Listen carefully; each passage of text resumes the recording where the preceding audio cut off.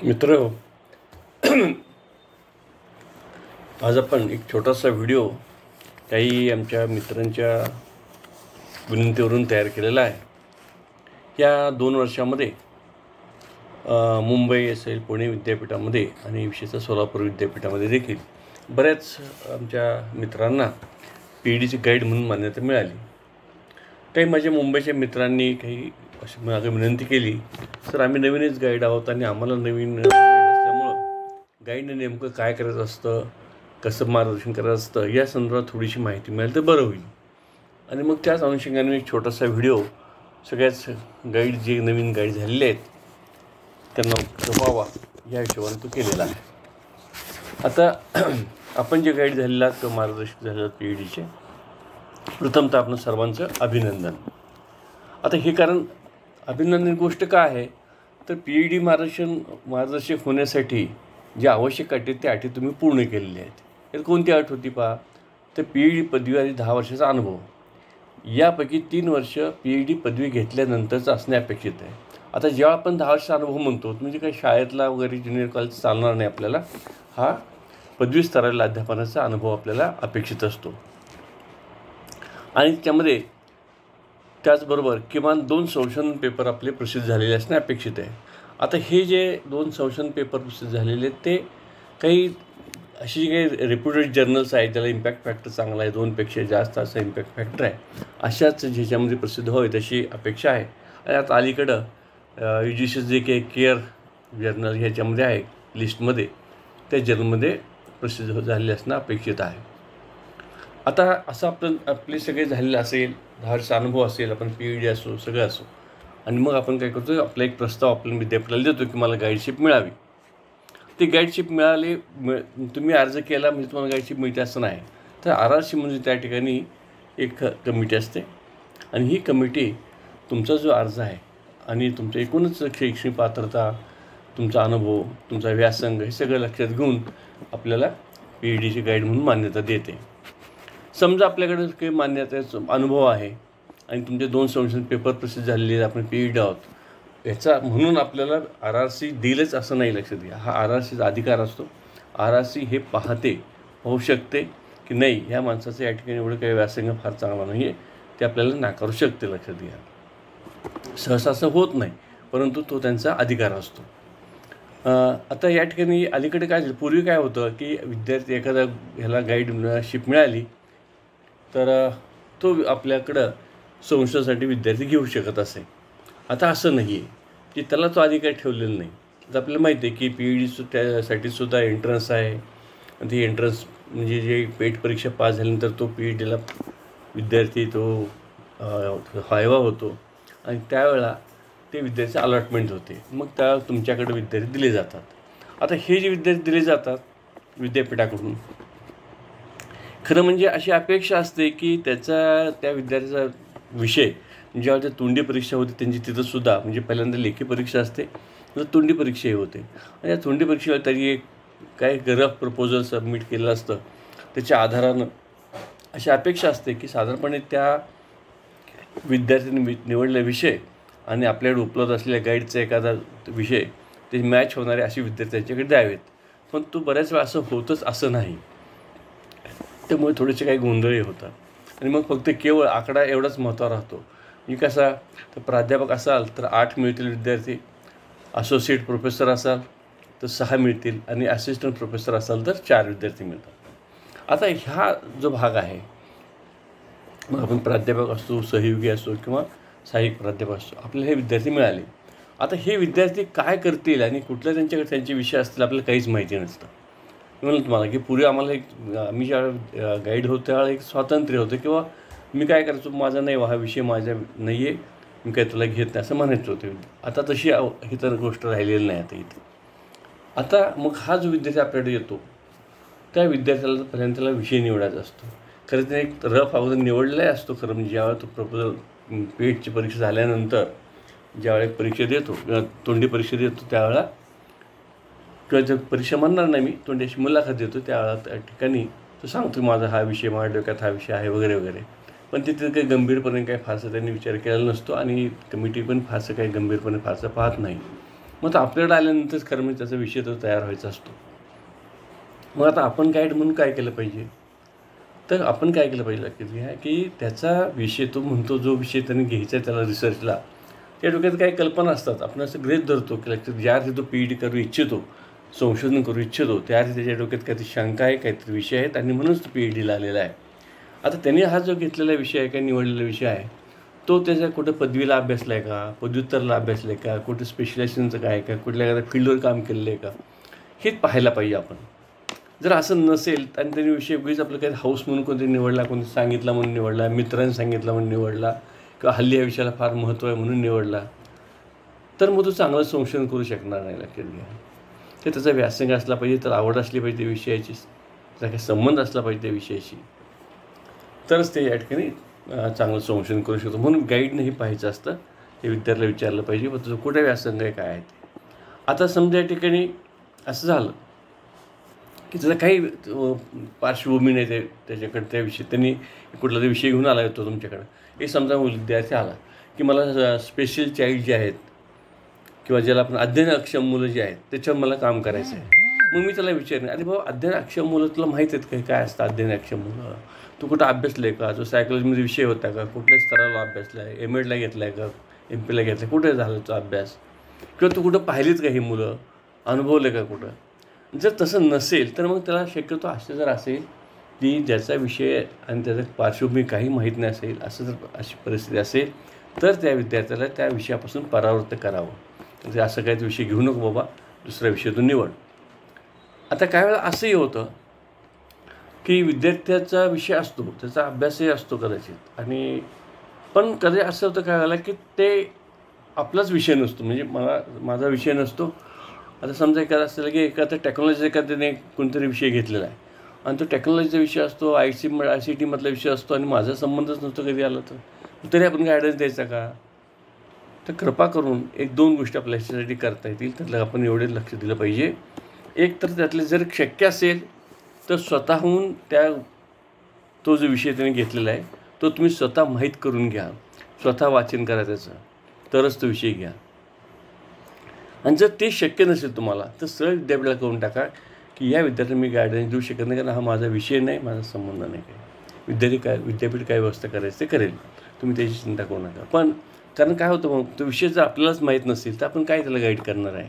असं होतं काय वेळेला, काय आपण काही सर्वज्ञानी नसतो किंवा ब्रह्मज्ञान आपल्याकडं नाही आहे, नाही माझा विषय बाबा, तर असं असू शकतं. BEdमध्ये तर आपल्याकडे MAd एज्युकेशनमध्ये तर असं होऊ शकतं की एखादा मनुष्य आयुष्यभर त्याने कधी फिलॉसॉफी विषय शिकवलेला नसतो, कुठंतरी BEd MAdला फक्त अभ्यासलेला असतो आणि फिलॉसॉफीतला एखादा कुठला तरी प्रत्यक्षतावादासारखा एखादा नवीन एखादी थीम घेऊन एखादा करायला लागला तर मला काहीच कळणार नाही, मला स्वतः सांगता येणार नाही त्याच्यावर त्या विद्यार्थ्याला काही. तर अशा वेळेला आपण विद्यापीठाला कळवावं की मला काही जमत नाही. त्याचबरोबर आणखी एक गाईडने दक्षता घ्यायची ती अशी की आपला विषय लादू नका. म्हणजे काय वेळा कसं असतं की गाईड असतो ते डोक्यात काही विषय असतात संशोधनाचे, की ह्याच्यावर संशोधन होणं आवश्यक आहे, त्याच्यावर संशोधन होणं आवश्यक आहे, तर त्याच्यावर लादू नका. कारण संशोधन हा फ्रीडमचा विषय लक्षात घ्या. ते विद्यार्थ्याचा तो फ्रीडमला तुम्ही धक्का लावू नका. हां, जर तुम्ही सांगायला काय हरकत नाही, सुचवायला काय हरकत नाही, पण जर त्याला जे आवडत नसेल, त्याला जर त्या सोयीचं नसेल तर त्याच्यावर तुम्ही लादू नका. असं होतं काय वेळेला की आपल्याला असं वाटतं की याच्यावर संशोधन होणं आवश्यक आहे, म्हणून मग आपण एखाद्या विद्यार्थी म्हणतो घे तो विषय, मी आहे, तुला काय करायचं आहे, अशी ही भाषा नाही चालत लागते. ही संशोधनाची किंवा संशोधकाची भाषा नाही, गाईडची भाषा नाही आहे. ते नंतर समजा विद्यार्थ्याच्या संशोधन विषयाच्या पूर्वाभ्यास जो आहे त्याच्यावर जर शंका असेल, समजा की तो म्हणतो नाही सर मला माहिती आहे की माझा अभ्यास झालेला आहे, मला ते मी वाचलं BEdला आहे, ते स्पेशल एज्युकेशन मला माहीत आहे वगैरे, असं जर त्याच्या विषय संदर्भात जर शंका असेल की नाही काही मला याचं काही खरं वाटत नाही, तर त्याला मग त्याच्या संदर्भातलं काही जे साहित्य असेल, तुम्हाला माहीत असलेलं साहित्यावर असेल ते साहित्य त्याला द्या. त्याला सांगा हे वाचून ये आणि त्याच्यावर काही नोट्स काढून ना त्याला लिहायला सांगा त्याच्यावर काय, म्हणजे मग कळेल की त्याच्या काही किती खोली किंवा किती उंची त्याची त्या ह्याच्यातल्या विषयातली आहे ती. नंतर त्याचबरोबर समजा ते विषय निवडलं तर आपण ठीक आहे मान्य केलं, नाही कुठला एक विषय त्यांनी निवडला आहे. आता काय करा की त्याला सगळी पूर्वसंशोधन आहेत की याच्या संदर्भात काही पूर्वी संशोधन झालेली आहेत ती बघायला सांगा. ती खात्री करून घ्या तो बघतोय का, कारण असं झालं असेल कदाचित या विषयापूर्वी संशोधन होऊनच गेलं असेल आपल्या विद्यापीठात दुसऱ्या विद्यापीठात झालं असेल, दुसऱ्या तिसऱ्या विद्यापीठात झालं असेल, तर ते पाहून घ्या की ते जे संशोधन आहेत आणि नंतर ते संशोधनापेक्षा मग तुझं संशोधन कसं वेगळं आहे हे त्याला विचार आहे. तू म्हणतो की माझं हे संशोधन आहे, हे पूर्वी संशोधन एवढी किती आहेत 10, 12, 15, 20 काय असतील ती, मग तुझं संशोधन वेगळं कसं आहे पहिल्या विषयापेक्षा, तरच तू घेण्यात अन्यथा नाही घेता येणार तुला. अशा पद्धतीची माहिती किंवा अशा पद्धतीची सूचना त्याला आपण द्यायची आहे. एकदा विषय नक्की झाला त्यात आपण संशोधन पद्धती त्याला सांगणार आहोत. तर संशोधन पद्धतीचं जसं काय होतं पहा की त्यांनी जो विषय घेतलेला आहे त्या विषयाच्या अनुषंगानं कोणती संशोधन पद्धती त्याला सोयीस्कर आहे. म्हणजे आपल्याला माहिती आहे साधारण स्थूल मानाने आपण सांगतो किंवा एक वर्णनात्मक पद्धती आहे, हिस्टॉरिकल मेथड आहे आणि तुमची सायंटिफिक तुमची एक्सपेरिमेंटल मेथड आहे. ह्यातली कोणती सोयीची आहे, पण त्याच्यामध्ये पुन्हा काय म्हणतो आपण छोट्या छोट्या बारकावे आहेत त्या पण नंतर पाहूया. पण साधारण एवढं तरी कमीत कमी त्याला माहीत पाहिजे की कोणती सोयीची आहे ते त्याला दाखवून द्या, त्याला विचारा कोणते आणि तुम्ही सांगा की तुला ही सोयीची आहे. एकदा काय असं ठरलं की नाही आता हे तुझा विषय आहे, हा सर्वे टाईपचा आहे, तुला वर्णनात्मक पद्धतीने जायचं आहे, तर मग आता एकदा ठरलं की वर्णनात्मक पद्धतीने आपल्याला जायचं आहे, तर आता ती जी निवडलेली जी पद्धती आहे त्याची समग्र माहिती गोळा करायला सांगा त्याला. त्यातले सगळ्या ज्या काही बारीक सारीक भाग असतात, जसं म्हणलं मी वर्णनात्मक पद्धतीमध्ये सुद्धा खूप असे छोटे छोटे घटक आहेत, सगळ्याच्या प्रत्येक गोष्टीचं वेगवेगळं वैशिष्ट्य आहे. तर या समजा एक्सपेरिमेंटल मेथड तुम्ही घेतली समजा अशी आप कल्पना करू. तर मग एक्सपेरिमेंटल मेथड घेतलं, मग एक्सपेरिमेंटल सगळे डिझाईन कोणकोणते आहेत, प्रत्येक डिझाईनचं वैशिष्ट्य काय, कुठल्या डिझाईन मर्यादा काय आहेत, या सगळ्या तपशिलाने सगळी माहिती घेतली पाहिजे, वाचलं पाहिजे सगळं, ती त्याला घ्यायला सांगा आणि मगच पुढं जा. ते जर झालं नाही तर पुढं काय काय करतो माहिती आहे का, आपल्याकडे बऱ्याच वेळा असं होतं, मुलं काय करतात की तेवढं पुरतं त्यापुरतं कामापुरतं वाचत जायचं, तेवढ्यापुरतं लिहित जायचं, अशा पद्धतीने नाही संशोधन नीट होत लक्षात घ्या. मग काय होतं त्यांचा प्रॉब्लेम की मग ते व्हायवाच्या वेळेला त्याला नीट सांगता येत नाही, समजून ते वेगळ्या पद्धतीने प्रश्न विचारला की तो गोंधळून जातोच मुलगा, कारण त्याला माहीतच बाकीचं काहीच माहीत नसतं. तो फक्त मला सर्वे सांगितलेला आहे, मी सर्वे करणार आहे, प्रश्नावली मला सांगितली होती, मी प्रश्नावली करणार आहे, असं करत जात होतो. असं नाही पाहिजे लक्षात घ्या. त्याला प्रत्येक गोष्ट समर्थन करता आलं पाहिजे. आणि एकदा हे झालं की मग या संशोधनातले गृहीतके, परिकल्पना, चल, अभिकल्प हे जे काही प्रमुख संज्ञा आहेत ना, ह्या संज्ञा नीट तुम्ही स्वतः समजावून घ्या, त्यांना नीट समजावून द्या, खात्री करून घ्या. जरी आपल्याला असं वाटतं की नाही आता तो काही एम एड झालेला आहे, एम एडलाच हे सगळं त्याला पुन्हा कशा सांगायला पाहिजे, कृपा करून असा विचार करू नका की त्याला सांगावंच लागतं. हे शेवटपर्यंत म्हणजे पी एच डी झाल्यानंतरसुद्धा हा गोंधळ बरेच कॅन्डिडेट करत असतात लक्षात घ्या. त्यामुळं गृहीतक म्हणजे काय, परिकल्पना म्हणजे काय, परिकल्पनेचे वेगवेगळे प्रकार कोणते, चलांचे वेगळे प्रकार कोणते, चल कशी नियंत्रित करायचे असतात, अभिकल्प कोणकोणते आहेत, अभिकल्पाचे प्रकार कोणते. तर हे सगळं जे तपशील सगळं ते थोडक्यात काय मॅथॉडॉलॉजी जी सगळी त्याला नीट माहिती असली पाहिजे. या सगळ्यात प्रमुख संज्ञा जे आहेत त्यातल्या सगळ्या माहीत पाहिजे. इव्हन मर्यादा आणि परिमर्यादा, मर्यादा म्हणजे काय, परिमर्यादा म्हणजे काय, गरज आणि महत्त्व आपण म्हणतो, संशोधनाची गरज आणि गरज म्हणजे काय, महत्त्व म्हणजे काय. लोक काय करतात मग मुलं नाही तर मग गरज आणि महत्त्व एकत्रच लिहायचं आणि काय वाटेल ते लिहायचं त्याच्यामध्ये, असं नाही. गरज ही वेगळी गोष्ट आहे, महत्त्व ही वेगळी गोष्ट आहे. तर हे सगळे बारकावे ते सगळे त्यांना सांगितले पाहिजेत, त्यांनी वाचले पाहिजेत. तुम्ही प्रत्येक तुम्ही सांगितलं पाहिजे नाही, त्याला पुस्तक सांगा, तुम्ही रेफर करायला सांगा, ह्या पुस्तकात तुला ही माहिती मिळते, वाचतो. पण हे मात्र खात्री करून घ्या की त्यांनी ते वाचलेलं आहे, त्याला ते कळालेलं आहे, समजलेलं आहे आणि मगच पुढे जाऊ देत त्याला. तो पण त्याला काय पुढे जाऊ देऊ नका तुम्ही. जर वर्णनात्मक किंवा सर्वेक्षण पद्धती वापरणार असेल तर त्यांनी कोणते सॅम्पल घेतलेले आहे, ते सॅम्पल कोणते घेते, कारण विशेषतः डिस्क्रिप्टिव्ह आपल्याकडं सोशल सायन्समध्ये मॅक्झिमम मुलं डिस्क्रिप्टिव्ह मेथड वापरतात. तर डिस्क्रिप्टिव्ह घेतलं तर मग सर्वेक्षण करणार असाल तुम्ही तर मग कुठलं सॅम्पल घेता, मग सॅम्पलचे प्रकार कोणते आहेत, तू कोणते घेतो आहे यात, म्हणजे त्यात नाही सर मी रॅन्डम सॅम्पलिंग म्हणजे काय, कशासाठी रॅन्डम घेतो तू, रॅन्डममध्ये कोणता प्रकार घेतो आहे, मग स्ट्रॅटिफाईड काय घेतो आहेस, पर्पजिव्ह काय घेत नाही, हे जे आहेत ना हे ह्याचे त्याला स्तरीय काय घेत नाही आपण. तर हे जे आहे ते सगळे बारकावे त्याला माहीत पाहिजेत, कारण तो त्या मेथडने चाललेला आहे. मग अशी म्हणलं तुम्हाला जे मेथड त्यांनी घेतलेली नाही त्यातले सगळे तपशील त्याला माहीत पाहिजे, जे सॅम्पलिंग सगळं माहीत त्याला व्हायला पाहिजे. नंतर संशोधनाने एकदा सॅम्पल निवडलं समजा काय सगळे त्याला माहिती आपण असं गृहीत धरूया, आता पुढं चाललो आपण आणि मग त्यांनी सॅम्पल ठरवलं की बाबा आम्ही यादृच्छिक पद्धतीने त्या स्ट्रॅटिफाईडने घेणार वगैरे वगैरे. मग हे खरोखरच तो तसं माहिती गोळा करतो का हे पण तपासून बघा. खरं म्हणजे असं करणं त्याच्यावर अविश्वास दाखवल्यास तर काय, असं जरी आपल्याला वाटत असलं तरी आता अलीकडच्या काळात ही गोष्ट आवश्यक झालेली आहे की खरोखर समजा कल्पना करू आपण की 300 लोकांचे सॅम्पल निवडले अशी आपण कल्पना करूया. आणि स्ट्रॅटिफाईड आहे की समजा 9वीचे काय 50 मुलं आहेत, 10वीची 11वीची 12वीची वगैरे असं काही असतील. तर खरोखर त्यांनी तसं केलेलं आहे का, तशीच माहिती गोळा करतो का, त्यांच्याकडून ती माहिती गोळा केलेली आहे का, हे तुम्ही गाईडनं तपासून पाहायला पाहिजे. लक्षात घ्या. आपण काय करतो, गाईडला एक असा शब्द वापरतो पहा, तो इंटरनल गाईड पण हे परीक्षक पण असतो. जसं तो गाईड असतो सुपरवायझर जसं असतो, त्याला दुसरा शब्द सुपरवायझर पण आहे. गाईडच नाही, सुपरवायझर पण आहे. आणि सुपरवायझरमध्ये पर्यवेक्षण आहे, बरोबर. मराठीत त्याला पर्यवेक्षण म्हणतो. पर्यवेक्षणामध्ये आपण काय करतो, पाहतो आणि त्याला सुधारणा सुचवत जातो. म्हणजे हे आपलं कामच असतं. लक्षात घ्या. म्हणजे आपल्याला काय करायचं त्यांनी केलं असेल असं नाही चालत. आपली ही जबाबदारी आपली असते. नंतर संशोधनासाठी साधनं जे वापरणार आहे आपण, मग कुठलीही साधनं असू दे, विशेषतः आपण जर रेडीमेड टेस्ट वापरणार असो, म्हणजे इंटरेस्ट इन्व्हेंटरी असेल म्हणा, ॲप्टिट्यूड टेस्ट असेल म्हणा, ॲटिट्यूड स्केल असेल म्हणा, किंवा इंटेलिजन्स टेस्ट असतील म्हणा, तर ह्या हल्ली स्टँडर्ड टेस्ट बाजारात उपलब्ध आहेत. ते प्रमाणित केले असतात. पण त्याचसुद्धा हे करत असताना नीट पहा की आपल्याला कोणती कसोटी जास्त सोयीची होणार आहे. बऱ्याच वेळा असं होतं की ती जरी टेस्ट स्टँडर्डाईज केली असली तरी ती आपल्याला सूट होईल असं सांगता येत नाही. अगदी मी तुम्हाला उदाहरण सांगेन की आग्रा सायकोलॉजिकल कॉर्पोरेशनमध्ये बऱ्याच तुम्हाला अशा वेगवेगळ्या प्रकारचे टेस्ट उपलब्ध पाहायला मिळतात. आपल्याकडे कॅटलॉग येतात कॉलेजमध्ये. पण बऱ्याच वेळा असं होतं की ती जी टेस्ट स्टँडर्डाईज केली असते आणि ती हिंदी भाषिक मुलांच्यावर केली असते किंवा तिथल्या कल्चर वेगळं असतं आणि मग ते प्रश्न आपल्या मुलांना नाही सूट होत. जरी आपण समजा हिंदीतून मराठीत जरी केली असली तरी तिथलं वातावरण आणि कल्चर फ्री त्या नसतात. त्यामुळे मग ती वापरणं किती सोयीचे आहे ते पाहायला पाहिजे. मग समजा दुरुस्त करायचं असेल, मग दुरुस्त केल्यानंतर पुन्हा मग ते प्रमाणित करणं आवश्यक असतं. तर ते करणं आवश्यक आहे. ते आपण सांगितलं पाहिजे त्याला. नाही ती मी तशी वापरणार असेल तर अगोदर हे पाहायला पाहिजे की तशी आपल्याला वापरता येईल का, त्यामध्ये काही अडचण तर नाही ना, हे पहा. म्हणजे ट्रान्सलेट करून बरं का. आणि जर समजा दुरुस्त करून वापरणार असाल तर दुरुस्त केल्यानंतर पुन्हा एकदा ते प्रमाणित जे काही निकष आहेत ते त्याला लागू होतात का ते पाहायला पाहिजे. नंतर समजा एक्सपेरिमेंटल तुमचा रिसर्च असेल तर एक समजा एक महिन्याचा काय ते प्रोग्राम आहे, ते आम्ही 1 महिनाभर राबवणार आहे किंवा 2 महिने राबवणार आहे, ते शाळेत आणि तिथं ते अमुक करणार आहे असं तो म्हणतो.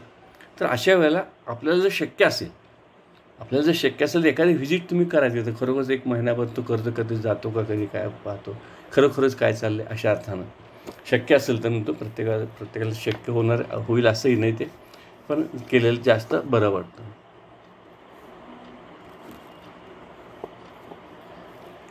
आता सगळं माहिती आपल्याकडे गोळा झालीच नाही, प्रयोगाने झाली असेल म्हणा, क्वेश्चनरीच्या माध्यमातून झाली किंवा वेगवेगळ्या टेस्टच्या माध्यमातून माहिती मिळाली असेल. आता विश्लेषण करायचं आहे. तर अलीकडं काय झालं, आपण विश्लेषणासाठी सांख्यिकीचा वापर करतो. आता ही सांख्यिकी कोणती सांख्यिकी वापरायची, समर्पक सांख्यिकी कोणती आहे, हे मुळात आपल्याला माहीत पाहिजे. आपण जरी BEd असलो, MAd असलो, आपण संख्याशास्त्र अभ्यास केला असला तरीसुद्धा आपण त्यावेळेला जो अभ्यास केला असतो ना, तो केवळ परीक्षेच्या संदर्भात केलेला असतो. इथं आपल्याला फार बारकाईने विचार करायचा असतो की नाही ह्या ठिकाणी कोणती सांख्यिकीला उपयोगी पडेल, आणि म्हणून स्वतः ही माहिती थोडीशी घेतली पाहिजे. एक उदाहरण अगदी साधं तुम्हाला मी सांगेन, अगदी सिम्पल उदाहरण BEdमधलं, BEdचं उदाहरण सांगतो की एखाद्या गटाचं आपल्याला काय पाहायचं आहे, ट्रेंड पाहायचं आहे. मग मध्यमान काढावं का मध्यांक काढायचं का बहुलक काढायचं, नाही सर आम्ही मध्यमान काढणार. अरे पण तो जर मग मध्यमान काढायचे, मध्यमान कधी काढतात, त्याची काही वैशिष्ट्य आहेत ना, मध्यांक कधी काढतात. तो गट जर समजा हेट्रोजिनस असेल, त्या गटामध्ये जर टोकाची विद्यार्थी फार परिणाम करत असतील, टोकाची गुणांकाची असतील तर फार परिणाम करत असतील सगळ्या स्कोअरवर, तर मग मध्यमान काढून चालणार नाही. मग अशा वेळेला ते मध्यांक वापरणं चांगलं आहे. तर हे पण मुळात हे तुम्हाला माहीत पाहिजे तरच तुम्ही त्याला सांगा. तसंच प्रत्येक ठिकाणी समजा टेस्ट कधी वापरायची आणि टेस्ट कधी वापरायची, एवढं तरी तुम्हाला माहीत पाहिजे. बाकी समजा आकडेमोड झाली तर एवढं तर माहीत पाहिजे आपल्याला. म्हणजे या ठिकाणी किंवा स्क्वेअर टेस्ट कधी वापरायची, म्हणजे हा जो भाग आहे तर आपल्याला किमान हे आता अभ्यास गाईड तुम्ही झालेला तर आता तुम्हाला लक्षात घ्या. तुम्हीच आता आपण असं म्हणतो बऱ्याच वेळेला PhD ही खरंच संशोधनाची सुरुवात आहे. खरंच आहे. आता तुम्ही गाईड झालात ना, तर आता तुमची सुरुवात आहे. तुम्हाला संशोधनासाठी ही थोडीशी संख्याशास्त्र नीट समजून घ्यायलाच पाहिजे. आता बऱ्याच वेळा सुद्धा नाही सर आम्ही आता काय करतो, विद्यार्थी म्हणतो सर मी कॉम्प्युटरवाल्याकडनंच करून घेणार आहेत. अगदी बरोबर आहे, काय हरकत नाही घ्यायला. आता अलीकडे ते मान्य केलं आहे आपण. पण मग तेच जे तो कुणी संगणक तज्ज्ञ असेल किंवा ते कॉम्प्युटरचा एक्सपर्ट असेल तर त्याला तुम्ही बोललं पाहिजे थोडंसं, कारण त्याला हे नीट सांगावं लागतं लक्षात घ्या. आणि तुम्ही तो तुमचा कॅन्डिडेट आणि तो एक्सपर्ट तिघांनी एकत्र बसला पाहिजे. तुम्हाला नेमकं काय पाहिजे, कसं ॲनालिसिस करून पाहिजे, कशासाठी पाहिजे, हे सगळं नीट त्याला सांगितलं तर तो नीट तुम्हाला देईल. आणि तुम्ही काय म्हणाल, तर मीन पण काढून देतो, मीडियन पण काढून देतो, टी टेस्ट देतो, एफ टेस्ट काढून. आपल्याला कायला गरज आहे का त्याची? आपल्याला काय कशी गरज आहे, कशासाठी करतो आपण हे विश्लेषण? म्हणून हे तुम्ही तुमचं कॅन्डिडेट आणि हे एकत्र बसलं पाहिजे आणि मगच त्याला काम करायला लागणार. नाही तर नुसतं ढीगभर त्याने माहिती काढून दिली, आकडे तुमच्या आणून समोर टाकले तर काही उपयोग होणार नाही. त्यासाठी त्या आपल्या कॅन्डिडेटलाही तेवढे स्ट्रॅटेजी यायला पाहिजे आणि तुम्हाला पण तेवढं माहिती. अगदी तुम्हाला बारीक सारीक तपशील नसेल माहीत, पण किमान जे काही स्थूल मानाने जे काही आवश्यक असतं ते तुम्हाला माहीत असणं आवश्यक आहे आणि तुमच्या कॅन्डिडेटला देखील माहीत असणं आवश्यक आहे. प्रत्येक कॅल्क्युलेशनचा जो काही किचकटपणा असतो तेवढाच संगणकानं करावं. बाकी त्यांचं निर्णय घ्यायचं काम त्यांचं नाही, निर्णय तुम्हाला घ्यायचा आहे. नंतर माहितीचं वर्गीकरण करण्यासाठी आपण बऱ्याच वेळा त्याच्यामध्ये कोष्टकं लिहितो, वापरतो, काही आलेख वापरतो. तर हे सुद्धा समर्पक आहेत का ते लक्षात घ्या. कशासाठी म्हणतो पहा, बऱ्याच वेळा काय होतं, प्रश्न काय असतो माहिती आहे का, होय नाहीचा प्रश्न असतो तुमचा. आणि होय नाहीचा प्रश्न जर असेल तर त्याच्यासाठी मग आलेख कशाला पाहिजे तिथं. या ठिकाणी समजाकडे 100पैकी 47 इकडं होते, तिकडे 85 होते, राहिलेले इतके होते. मग एवढं जर असेल 3च हे असेल तर नुसते माहिती बघूनच कळते की कुठं आहेत विद्यार्थी किंवा गटामध्ये फरक काय येतो. आपण शेवटी आलेख वापरतो कशाला, तर माहिती चटकन समजावी म्हणून. पण 2च इथं जर गट असतील तर चटकन समजतेच ना मला, 47 आणि 43. त्यासाठी वेगळं काही गरज नाही आहे. उगीच आपलं काही काढायचं पण काही गरज नाही ना. जर मोठे असेल बा खूप किचकट असेल तरच त्याचं का वापरावं. म्हणून आपण कोष्टक वापरतो, आलेख वापरतो. आलेखसुद्धा कोणता वापरायचा आलेख, कशासाठी आपल्याला आलेख वापरायचा आहे, त्याची प्रगती दाखवायची आपल्याला तर तुलना करायची आहे. तुलना करायची तर तुम्हाला तर आयतालेख जास्त सोपा पडेल, बरोबर आहे. आणि असं प्रोग्रेसिव्हनेस जर दाखवायचं असेल तर मग तुमचा तो बहुभुजालेख जो आहे तर तो जास्त तुम्हाला सोपा पडेल. म्हणजे ते पण तुम्हाला मुळात ते माहीत पाहिजे, तेवढं संख्याशास्त्र तुम्हाला माहीत असलं पाहिजे अशा अर्थानं. नंतर कोणत्याही परिस्थितीमध्ये माहितीमध्ये मॅनिप्युलेशन केले जाणार नाही यासाठी काळजी घ्या. म्हणजे कुठलीही आकडेमोड आपल्या काय होतं, बऱ्याच वेळा आपल्याला असं वाटतं की आपण एक ठरवलेलं आहे की अमुक हे मेथडनं शिकवलं की त्याला फायदा मिळतो आणि त्यामध्ये गुणात फरक पडतो असं आपल्याला वाटतं आहे. आपल्याला हे परिस्थिती मांडलेली आहे, आपण एक्सपेरिमेंट केला आणि आता काय फरक तर येईना आणि मग आपण काय करतो, आकडे मग बदलाबदलीचे प्रकार करतो. हे कुठल्याही परिस्थितीत करू नका. काय तो फेल गेलं तर काय बिघडत नाही, त्यामुळं ते संशोधनच होतं तरीसुद्धा. म्हणजे सांगता येतं बाबा ती तुम्ही जी हायपोथेसिस मांडली होती ती रिजेक्ट झालेली, ती मेथड नाही उपयोगी ठरली, कशाला तुम्ही एवढी चिंता करता. ते काय तुमचे हे नाकारत नाही, आपण त्याचं काम नाकारतच नाही, कारण तुमचं संशोधन झालेलंच आहे ना. ह्या मेथडचा उपयोग होत नाही हे त्याचा निष्कर्ष आहे. म्हणून तुम्ही मॅनिप्युलेशन करायचं नाही कुठल्याही परिस्थितीत. कारण मग मी म्हणलं तुम्हाला, एकदा तुम्ही ते एक सगळं करत गेला तर मग काहीच अर्थ राहणार नाही. कारण मी म्हणलं तुम्हाला की संशोधन हे शेवटी तुमच्या प्रामाणिकपणा हा त्या संशोधनाचा बेस असतो, लक्षात घ्या. एकदा तेच तुम्ही संपलं तर मग काही वाटेल ते आपण करू शकू तिथं. ठीक. आता जे काही निष्कर्ष आणि शिफारशी आपल्याला काढायचे असतात, निष्कर्ष काढायचे असतात, तर आपण जी उद्दिष्ट ठेवली त्या उद्दिष्टाच्या अनुषंगानंच आपल्या न्यायालयाला निष्कर्ष काढायला सांगा. अगदी आपली उद्दिष्ट तशीच नाही. बऱ्याच वेळा काय होतं, विद्यार्थ्याला असं वाटतं की जेवढे प्रश्न आपण घातले प्रश्नावलीमध्ये तेवढे निष्कर्ष आले पाहिजेत. अजिबात काही त्याचा संबंध नाही. प्रश्न जे आहेत ते काही एक समजा असं असेल कदाचित एक उद्दिष्ट आहे आणि एक उद्दिष्टासाठी 4 प्रश्न असतील तुमच्या प्रश्नावलीमध्ये, दुसऱ्या उद्दिष्टासाठी आणखी 2-3 प्रश्न असतील, असं असू शकेल ना. म्हणून काय सगळ्या प्रत्येक प्रश्नाचं त्या ठिकाणी लिहायचं काही कारण नाही. उद्दिष्टाच्या अनुषंगानं आपल्याला निष्कर्ष आले पाहिजेत याची आपल्याला अपेक्षा नाही. तुमच्या सगळ्या प्रश्नावलीमधले प्रश्न किती त्याच्यावर अवलंबून नाही ते उद्दिष्टाची लागते. नंतर आपण जर परिकल्पना मांडलेली असेल तर त्या परिकल्पनेची चाचणी घेणं अत्यावश्यक असतं. कुठलीही तुम्ही हायपोथेसिस मांडली की हायपोथेसिस म्हणले की मस्ट आहे त्या टेस्ट होणं, नाहीतर मग तुमचं ते कदाचित रिजेक्टसुद्धा होईल थिसिस, कारण तुमचं संशोधनच झालं नाही असं अर्थ होतो. म्हणून ते टेस्ट करणं अत्यंत आवश्यक असतं. पण संशोधनाचे निष्कर्ष नेमकेपणाने मांडले आहेत व ते प्राप्त माहितीनुसार काढले आहेत का ते पहा.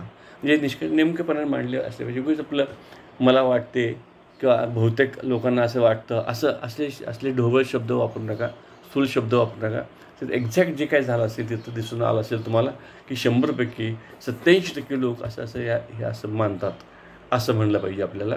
असं तुम्हाला स्थूलमानाने असं लिहिता येत नाही. आणि तसं तुम्ही त्या कॅन्डिडेटला सांगितलं पाहिजे. नंतर संशोधन निष्कर्षावर आधारित शिफारशी केल्या आहेत का ते पहा. आता इथं काय होतं की बऱ्याच वेळा संशोधन निष्कर्ष काढतात आणि मग त्या मला असं वाटतं की कॅन्डिडेटला शिफारशी काय लिहायचं, तर तो इतक्या शिफारशी लिहित जातो कुठल्याही वाटेल त्या. म्हणजे कसं होतं पहा की तुमचं संशोधन काहीतरी असतं, या ठिकाणी शिक्षकाच्या परिणामकारकतेच्या संदर्भात संशोधन आहे समजा, आणि मग तुम्ही वेगवेगळे प्रश्न काढले, विचारले, काय तुमचं क्वेश्चन वापरला असेल आणि हा एक शिफारस लिहितो, सरकारने यांचे पगार वाढवावेत. आता असं आहे का, कुठं म्हणलं आहे का, शिक्षकांनी तुमच्या एखादा प्रश्न तुम्ही टाकला आहे का त्याच्यामध्ये की आम्हाला पगार कमी असल्यामुळे त्याच्यामध्ये कमी येते, असं दिसलं आहे का तुम्हाला कुठं? तुमचा निष्कर्ष आला आहे का तसा असेल म्हणजे ज्या शाळेमध्ये शिक्षकांचे पगार कमी आहेत त्या शिक्षकांची गुणवत्ता कमी आहे असं तुम्हाला तुमच्या ह्याच्यामध्ये आढळून आलेलं आहे का? आला असेल तरच तुम्हाला तशी शिफारस करता येईल. पण जर आलेलं नसेल, आपलं मनानंच आपलं की शिक्षकाचे पगार वाढवा किंवा असल्या शिफारशी करायच्या नाहीत लक्षात घ्या. नंतर नंतर काय करतं, नंतर तसं असतं बा की पुढील संशोधनासाठी विषय सुचवणं असतं. तिथंसुद्धा आपण काय करतो, सगळ्या जगातले विषय सुचवतो त्याला, हे संशोधन होणं आवश्यक आहे, ते संशोधन नसते नाही. हे कसे जोडायचे आहे लक्षात घ्या. हे जोडायचं आहे आपण ज्या संशोधनाच्या मर्यादा घालून घेतलेल्या आहेत ना सुरुवातीला. मी फक्त मराठी माध्यमाच्याच विद्यार्थ्यांचा विचार, सोलापूर शहराचाच विचार केलेला आहे, मग तुम्ही सांगा असं दुसऱ्या शहरात करावं. तुम्ही म्हणलं की आम्ही फक्त 9वीचाच विचार केलेला आहे, तुम्ही 10वीला करायला सांगा. तुम्ही सांगा की मराठी माध्यमाचंच केलेलं आहे, तुम्ही कन्नड माध्यमाचं सांगा. म्हणजे ज्या तिकडं मर्यादा म्हणून तुम्ही घातलेल्या आहेत त्याच्या अनुषंगानेच त्याला पुढचे विषय सुचवा. नाही तर मग जगात अनेक विषय आहेत, त्याला काही आपल्याला सांगता येईल हे कर ते कर म्हणून, तर तशी अपेक्षा या ठिकाणी नसते. नंतर संदर्भ ग्रंथ सूचीमध्ये संदर्भ देताना आता अलीकडे आपण म्हणतो की APA स्टाईलनंच ते लिहिले पाहिजेत आणि हे संदर्भ अद्ययावत असले पाहिजेत लक्षात घ्या, आणि थोडेसे प्रमाणित असले पाहिजेत. काय होतं माहिती आहे का, कुठं ते हल्ली तर कुठं 10-20 पानाचे कुठलं पुस्तक पडलेलं आहे आणि त्यात कुठलं काय ते लिहिलं असतं, वर्तमानपत्रात बातमी आलेली असते, ते जर संदर्भ द्यायला लागलं तर ते चुकीचं होतं लक्षात घ्या. हे प्रमाणित संदर्भ असले पाहिजेत, अद्ययावत असले पाहिजेत. अगदी अलीकडे तुमचं आता संशोधन कधी झालेलं आहे बा 2022ला तुम्ही सबमिट करताय आणि तुम्ही फक्त 2000च्या पूर्वीचेच फक्त देताय संदर्भ, नाही चालणार. तेही आवश्यक आहेत, जे दर्जेदार आहेत ते असू देत, पण अलीकडचे सुद्धा त्या संदर्भात तुमच्या विषय संदर्भात जे काही संशोधन झाले असेल, जे काही साहित्य निर्माण झालं असेल त्याचे संदर्भ तुम्ही दिले पाहिजेत. कारण त्याच्यातून त्या विद्यार्थी हे दिसतं तो किती विद्यार्थी अप टू डेट आहे, किती अभ्यासू आहे हे त्यातून दिसत असतं. नंतर संपूर्ण प्रबंध त्या प्रबंध लिहिण्याच्या ज्या काही प्रमाणित पद्धती असतात त्यात आपल्याला सगळ्यांना माहिती आहे. तुम्हाला तुम्ही PhD झालेला आणि आता गाईड आहात, तर त्या पद्धतीप्रमाणे तो लिहिलं पाहिजे. हे सगळे first section, second section, third section जो काय आहे तो प्रमाणे त्यातले टायपिंग असतं, त्याचं सगळ्यात आपल्या बेस्टच्या पुस्तकात सगळं माहिती आहे आपल्याला की ते सगळं त्याप्रमाणे सगळं व्हायला पाहिजे. नंतर आणखी ह्याच्यामध्ये एक गोष्ट मी सांगेन फक्त की एक मला सांगायचं राहून गेलं तुम्हाला की अलीकडं असं दिसतं किंवा विद्यार्थ्याला काय वेळा असं वाटतं की मग थोडंसं दुसऱ्याच्या थिसमध्ये बघून लिहू, इकडनं लिहू तिकडनं, तर कॉपी होण्याचा प्रकार असतो. तर तिकडं आपण थोडंसं आपल्या कॅन्डिडेटला सांगितलं पाहिजे हे होता कामा नये. नंतर काय होतं अलीकडे तुमचं प्लॅगरिझम जे आहे त्याच्यामध्ये आपण अडकतो आणि चुकीचंच आहे ना. दुसऱ्याचं तुम्ही करू नका. दुसऱ्याचा संदर्भ घ्यायचा असले तर नावासकट घ्या, तुम्ही अजिबात हे काय करू नका. नाही सर आपल्याला 20% चालते, 30% चालते असं नका करू. किती टक्क्यापर्यंत चालतं असं करू नका. कारण एक लक्षात घ्या, किती टक्क्यापर्यंत कॉपी चालते ह्याला महत्त्व नाही. मी तुम्हाला असं सांगेन, आपल्या कॅन्डिडेटला असं सांगा, तुम्ही तू जे काय लिहिशील, जे काय करशील त्या प्रत्येक गोष्टीचं तुला स्वतःचं समर्थन करता आलं पाहिजे की मी हे का केलेलं आहे, मी असं केलं नाही, मला त्या अमक्याच्या थिसिसमध्ये बघितलं त्यांनी पण तसं केलं होतं, त्या माझ्यासारखाच होता म्हणून मी तसं केलं, हे नाही चालणार तुम्हाला. तर तुम्हाला तुमचं सांगता आलं पाहिजे मी हे माझं कारण आहे आणि यासाठी मी केलेलं आहे. आपल्याला लॉजिकली रिझनिंग जे आहे त्या लॉजिकलीच आपल्याला पटवून देता आलं पाहिजे. आपल्या रेफरीला असेल, गाईडला असेल का परीक्षकाला असेल. तर अशाच पद्धतीने प्रत्येक वेळेला म्हणजे हे साधन का वापरलं, मला गाईडने सांगितलं म्हणून नाही चालणार, दुसऱ्याने वापरलं तर म्हणून नाही चालणार, सोपं आहे म्हणून नाही चालणार. तर हे साधन माझ्या ह्या कामासाठी कसं ॲप्रोप्रिएट आहे म्हणूनच मी वापरलं, हेच ॲप्रोप्रिएट साधन म्हणून मी वापरलं आहे. असं त्याला सांगता आलं पाहिजे त्याचे. तर हा जो भाग आहे म्हणून मग कुणाची कॉपी न करता ते त्यांनी केलं पाहिजे. तर तिकडं लक्ष देणं अत्यंत आवश्यक आहे. त्याच्यावर हल्ली आता काही गंभीर गोष्टी देखील घडतात, अशा घडू नयेत. शेवटचा भाग असतो म्हणजे प्रिपरेशन फॉर व्हायवा. तर व्हायवाच्या वेळेला खरं म्हणजे मुलांना सांगा तुम्ही की तू पूर्ण तयारी करून घे. कारण बऱ्याच वेळा असं होतं की प्रत्यक्ष त्यांनी थिसिस सबमिट केलेला असतो आत्ता, आणि त्याचा व्हायवा कधी लागतो वर्षानं, 1.5 वर्षानं, 2-2 वर्षानं लागलेला आहे व्हायवा. आणि मग त्या मुलाचं खरोखर दुर्दैव असं असतं की त्याला बिचारा तो सगळं विसरून जातो, सगळं कधी काय केलं तर आपण ते सगळं. तर व्हायवा लागेल तर त्याला सगळं पुन्हा अभ्यासाला सांगा. थोडंसं रात्री बस म्हणा, सगळं ते करून त्याकडनं घ्या, तयारी करायला सांगा त्याला. नंतर मग आता हल्ली एक सोपं भाग झालेला आहे की पॉवर पॉईंट प्रेझेंटेशन वापरा, म्हणजे जरा थोडं सोपं पडतं. म्हणजे सगळं लक्षात नाही ठेवावं लागत तुम्हाला, काही मुद्दे तुम्ही तिथं घेऊ शकता. पण एक मात्र पॉवर पॉईंट प्रेझेंटेशन वापरताना आपल्या विद्यार्थ्याला सांगा की त्या स्लाईडवर, एका स्लाईडवर उगीच आपलं पुस्तक तुमच्या त्याची पानं तुम्ही झेरॉक्स करून आनंदाला लावणार त्याच्यावर, ही पद्धत नव्हे. एका ह्याच्यामध्ये 5-6 ओळी फक्त असाव्या, त्याच्यावर जास्त ओळी असू नयेत. नाही तर काय होतं, तुम्ही लावता ते एक झेरॉक्सचं पान तिथं आणि पुन्हा तिथं ते व्हायवाच्या वेळेला वाचत बसता सगळं. मग काही रेफरीला वाचता येत नाही का? तुम्ही कशाला वाचता मग? तुम्ही पुढच्या माणसाला वाचता येतच की ते नुसतं वाचणं नाही, लक्षात घ्या. तिथं काय केलं पाहिजे, तुम्ही फक्त पॉईंट घेतला पाहिजे आणि त्याचं स्पष्टीकरण तुम्ही करायचं आहे. तिथं सगळं वाचायचं नाही तुम्ही तिथं, तर तुम्ही फक्त त्याचा मुद्दा फक्त तिथे घ्यायचा आहे आणि स्पष्टीकरण तुम्हाला सांगता आलं पाहिजे. नंतर सादरी करताना समजा काय वेळा चूक झाली आपली, एखाद्या आकड्यामध्ये म्हणा किंवा बोलताना काय चूक होते, सहज टेन्शन असतं आपल्या कॅन्डिडेटला, तर सांगा किंवा कबूल करायचं चूक आपण, सर सॉरी सर म्हणलं की संपला विषय. पण मग काय होतं की एक खोटी सांगायला की दुसरी आपण काय ते खोटं सांगतो, मग ते आणखी तो अडकत जातो आणि मग तो आणखीच गोंधळत जातो आणि काही वेळा प्रॉब्लेम क्रिएट होतो. म्हणून थोडंसं त्यांना सांगा की ठीक आहे सॉरी म्हणून पुढे जा म्हणून. नंतर व्हायचं लवकर होण्यासाठी चुकीच्या मार्गाने प्रयत्न करू नका. म्हणजे तुम्ही स्वतःसुद्धा ॲज ए गाईड आणि विद्यार्थ्यालासुद्धा. एक बऱ्याच वेळा होतं म्हणलं की आणि नॅचरल असतं, इथं त्यांनी PhDचं केलेलं असतं आणि बिचारात वाट बघतो आणि विद्यापीठाच्या यंत्रणा खूप सुस्त असतात काही वेळेला, त्यांच्या प्रोसेस चाललेलं असतं. 6-6 महिने वर्ष होत नाही आणि मग कुठेतरी मग त्या क्लार्कला भेट, कुठं तर ऑफिसरला भेट, काय ते भानगड कर. असं त्या विद्यार्थ्याला मोह होतो, कारण आपल्याला गाईड म्हणून सुद्धा मोह होतो. वाईट वाटतं त्या मुलाचं की काय त्यांनी एवढं काम केलं त्याला होत नाही. पण काही जरी असलं तरी शेवटी सिस्टीम असते, तर तुम्ही काही प्रयत्न करू, असल्या चुकीच्या मार्गाने काय प्रयत्न करू नका. कुठल्याही असं गैरमार्गाचा तुमचे अवलंब करू नका. म्हणजे या ठिकाणी त्यासाठी करायचंच नाही आणि दुसऱ्या कुठल्याहीच गैरमार्गाचा अवलंब करायचा नाही. व्हायवासाठी म्हणा किंवा व्हायवा होसाठी म्हणा किंवा व्हायवा चांगला होण्यासाठी म्हणा, कुठलाही गैरमार्ग तुम्ही अवलंबू नका. आपल्या विद्यार्थ्याला अवलंबून द्यायला लावू नका आणि तुम्ही त्या प्रयत्न असू नका. आपल्याला म्हणलं मला आपण मुद्दाम आपल्याला काय इंटरेस्ट असतो असं नाही, आपल्याला काय कुठं पैसे मिळणार असतं असं नाही, पण एक प्रेमापोटी सहानुभूतीपोटी असं वाटतं की नाही त्याचं भलं व्हावं आणि म्हणून आपण काय वेळा असं चुकून आपल्याकडनं असं होण्याची शक्यता असते. कृपा करून दया किंवा प्रेमसुद्धा नियमाच्या अधीन राहूनच करायचं असतं, नीट लक्षात घ्या तुम्ही. त्यामुळं कधीही ह्या भानगडीत आपण पडायचं नाही, त्या मोहात पडायचं नाही. ज्या व्हायचं असेल ते त्या प्रोसेसरनं होईल. तसंच आपल्या विद्यार्थी जो असतो ते विद्यार्थी सन्मानानं वागवा, त्याच्याकडून कोणत्याही प्रकारची अपेक्षा करू नका.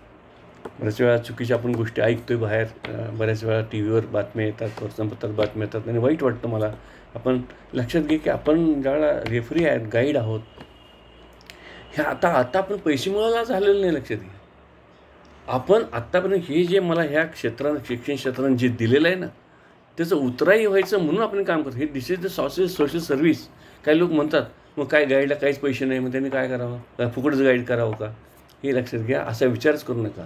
हे जे आहे हे ऑनरचं काम आहे, लक्षात घ्या. हा तुम्हाला मिळालेला सन्मान आहे, तुम्हाला पैसे मिळण्याचा मार्ग नव्हे हा. तर त्यामुळं असं नेहमी विचार करा की मला ह्या क्षेत्रांची प्रतिष्ठा दिली आहे, या क्षेत्रांची मला हे आज जीवन दिलं आहे, त्याचं समाजाचं उतराई होईल. समाजसेवा म्हणजे काय प्रत्येक वेळा बाहेर झाडच लावली पाहिजेत असा काही भाग नसतो. लक्षात घ्या, हे असं काम करणं ही सुद्धा समाजसेवाच असते आणि त्या दृष्टीने ह्या सगळ्या गोष्टीकडे पहा तुम्ही, म्हणजे हा प्रॉब्लेम होणार नाही. लक्षात घ्या, कारण हा नेहमी मला नेहमी असा प्रश्न पडतो की काही सहज लोक म्हणतात की सर ते गाईडला काहीच नाही, काही मिळत नाही, त्यांनी कशासाठी करायचं हे. तर मग आम्ही त्यांना पुढचा माझा प्रश्न असतो, तुला कोणी सांगितलं गाईड करा? तू स्वतः अर्ज केलास, तुला काही कंपल्सरी नव्हतं गाईड होणं, पण तू स्वतः झालेला आहेस, मग कशाला झाला असतो? म्हणून असा विचार कधी करायचा नाही कधी. आणि एक शेवटी मी थोडासा एक वेगळा मुद्दा सांगेन. शक्यतो मी असं म्हणेन की लेडीज कॅन्डिडेट जर आपल्याकडे असेल तर कृपा करून घरी वगैरे बोलवू नका तुम्ही कुठले लेडीज कॅन्डिडेटला. आपण आपल्या ऑफिसमध्ये तुमचे काही ऑफिस आवर्स असतील त्यामध्येच तुम्ही त्यांना गायडन्स द्यावा. कारण विनाकारण काही गोष्टीतनं निष्पन्न होणे शक्यता असते. चुकीच्या गोष्टी म्हणजे काही वेळेला ते कॅन्डिडेटचे काय म्हणणं नसतं, आपलंही काय म्हणणं नसतं, संबंध नसतो. पण काही वेळा वातावरण अशी निर्माण होते, अशी परिस्थिती निर्माण होते आणि अडचणीत कुणी पण ती कॅन्डिडेट म्हणा किंवा तुम्ही स्वतः म्हणा त्यातनं असं येऊ शकता. म्हणजे शक्यतो आपण ह्या गोष्टी टाळणं हा त्याच्याचा एक चांगला मार्ग आहे. आपला जो विद्यार्थी आहे लक्षात घ्या, हा उद्याचा रिसर्चर आहे आणि त्यामुळं तुम्ही जितकं प्रामाणिकपणे त्याच्याशी वागाल तेवढाच तो देखील विद्यार्थी पुढच्या पिढीशी तो प्रामाणिक असणार आहे आणि तुम्ही निश्चितपणे अशा प्रामाणिकपणे काम कराल आणि तुमच्या विद्यार्थ्याला चांगल्या पद्धतीने मार्गदर्शन कराल अशी अपेक्षा करतो आणि या ठिकाणी मी थांबतो.